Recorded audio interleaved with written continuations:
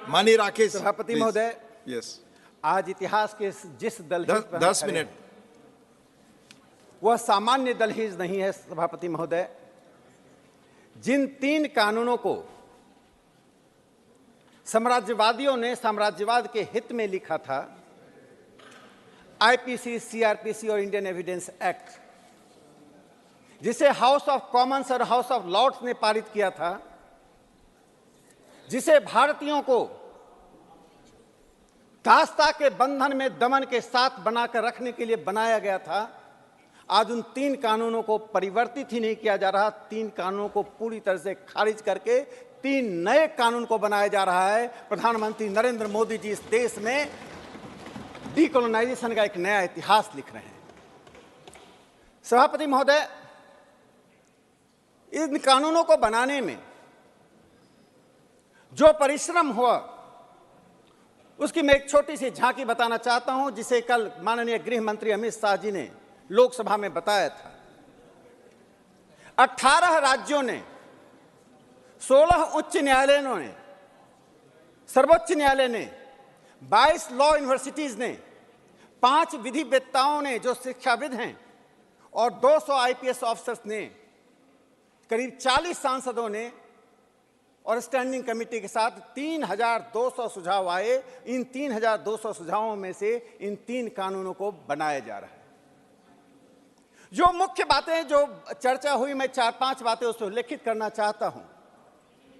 जो लोग महिलाओं के हित की बात करते थे, लेकिन महिलाओं को संरक्षण न कानून दे पाती थी, न पुलिस दे पाती थी, आज इस कानून के द्वारा 18 वर्ष की महिलाओं को, यानी 18 वर्ष तक की बच्चियों को उस श्रेणी में लाया गया, यदि उनके साथ बलात्कार होता है तो उसे फांसी की सजा दी जाएगी।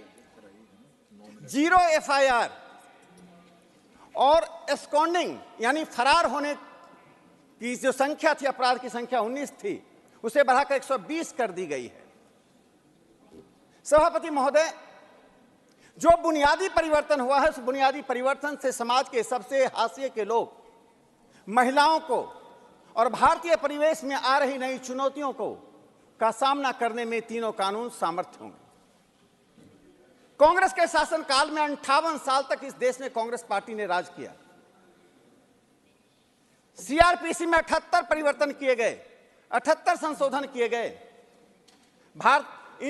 और इंडियन एविडेंस एक्ट में 22 संशोधन किए गए, लेकिन यह पैचवर्क चलता रहा।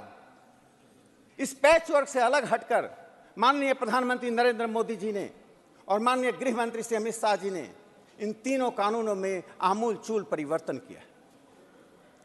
सीआरपीसी के 177 धाराओं को, सेक्शन को समाप्त कर में बदलाव लाया गया है, 24 को हटा दिया गया है। इंडियन एविडेंस एक्ट में लगभग 24 धाराओं में परिवर्तन किया गया है, 6 धाराओं को हटा दिया गया है।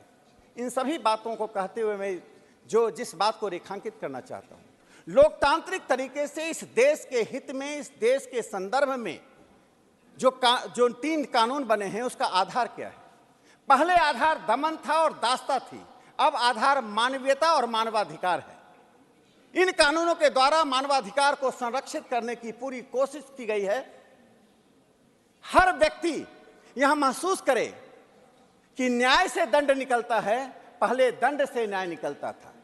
तो पहले रूल बाय लॉ था, अब रूल ऑफ लॉ है। यह एक बड़ी बुनियादी परिवर्तन इन 3 कानूनों के द्वारा किया गया है। सभापति महोदय, इस देश में ब्रिटिश राज सत्ता का अंत 1947 में हुआ।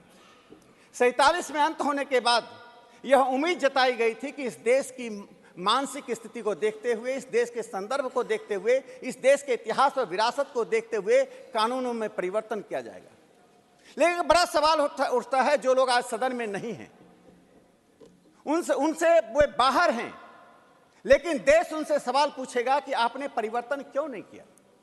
पहले मुझे लगा कि वे आलस्य का भाव था, उनमें वह जोर नहीं था कि चीज को परिवर्तन कर पा सके। लेकिन जब मैंने राज्यसभा की बहस को देखा, उसकी 3 घटनाओं का उल्लेख करना चाहता हूं। 19 अगस्त 1959 को जी रामचंद्रन जी ने राज्यसभा में एक सवाल उठाया, क्वीन विक्टोरिया, जॉर्ज पंचम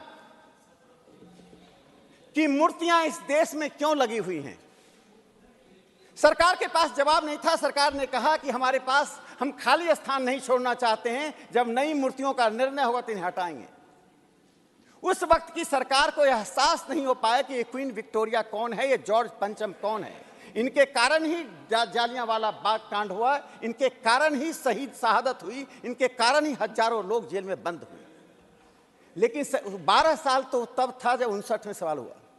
30 मार्च 1966 को इसी राज्यसभा में श्री अटल बिहारी वाजपेयी जी ने जब सवाल खड़ा किया कि जॉर्ज पंचम की मूर्ति क्यों लगी हुई है, और वाजपेयी जी ने सरकार को चेताते हुए कहा, क्या हम अब उनके उस प्रतिमा पर चारकोल लगाने की प्रतीक्षा कर रहे हैं?